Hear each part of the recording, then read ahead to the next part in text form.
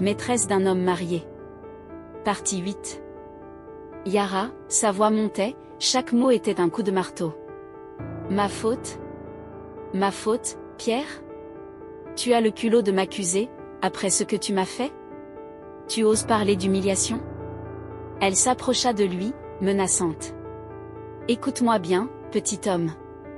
Si les actionnaires retirent leur partenariat à cause de ton pathétique cirque d'hier. Si mon nom est sali à cause de tes bassesses. Elle se pencha vers lui, ses yeux lançant des éclairs. Je te jure, Pierre Quadio, tu vas regretter d'être né. Je ferai en sorte que ton existence soit un enfer sur terre. Elle fit un pas en arrière, son expression redevenant d'un calme effrayant. Maintenant, va te débarbouiller. Tu as l'air d'un clown échappé d'un cirque. Pierre, malgré sa rage, recula devant l'intensité de sa menace. La guerre était loin d'être terminée. Le lendemain matin. Zara se réveille, le soleil caressant sa peau. Elle veut croire à la paix. Elle descend vêtue d'une magnifique combinaison orange chic, qui flottait autour d'elle comme une promesse de pouvoir doux. Un chapeau en paille dorée ombrageait ses pensées, mais pas son ambition. Son café fumant à la main. Elle rêve juste d'admirer l'eau turquoise en silence. Sauf que... un homme est déjà là. Assis dans sa chaise longue, celle qui est parfaitement orientée face à l'horizon. Jambes croisées, muscles dessinés sous un chemise beige impeccable, lunettes noires miroitantes, avec une assurance déconcertante, comme s'il avait acheté l'île entière avec les cocotiers dessus. Une aura de puissance et d'arrogance émane de lui. Zara, son rêve de sérénité déjà brisé, s'arrête net. Son sourcil se lève. L'agacement monte. Zara, la voix sèche, directe, sans un bonjour. Vous êtes assis à ma place. L'homme ne bouge pas un muscle. Il continue de siroter son cocktail, le regard toujours caché derrière ses lunettes noires.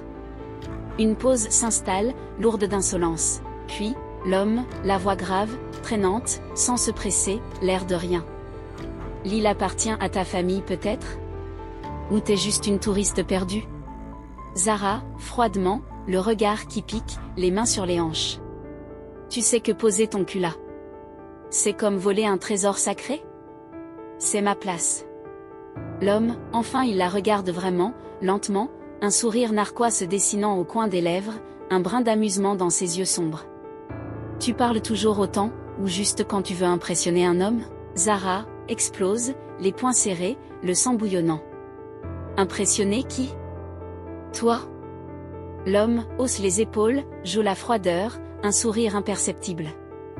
C'est bien ce que je me disais.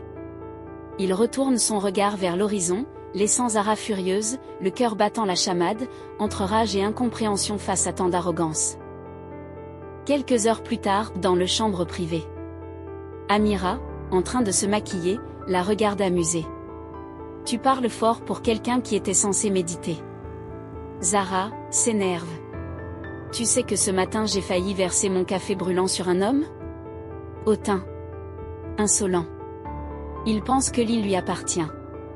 Amira, curieuse. Il est comment? Zara croise les bras.